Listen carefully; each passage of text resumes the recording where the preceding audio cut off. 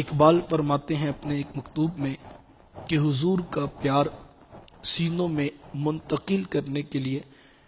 3 کام ضرور کیے جائیں۔ ایک تو اقبال فرماتے ہیں کہ کثرت کے ساتھ حضور پہ درود پڑھا جائے، اور جب حضور پر درود پڑھیں گے تو نتیجے کے اندر حضور کی محبت سینے میں پیدا ہو۔ دوسرا اقبال فرماتے ہیں کہ حضور علیہ السلام کے حسن و جمال کا تذکرہ کیا جائے،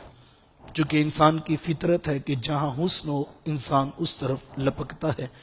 اور حسن ہر شخص کو اچھا لگتا ہے۔ تو حضور کے حسن و جمال کا جب تذکرہ ہوگا تو یقیناً جو ہے وہ نوجوان نسل کو حضور سے پیار پیدا ہوگا۔ اور تیسری بات اقبال فرماتے ہیں کہ حضور کی سیرت نوجوان نسل کے سامنے رکھی جائے، اور جب وہ حضور کی سیرت کو پڑھیں گے تو ان کو اس بات کا احساس اور یقین حاصل ہوگا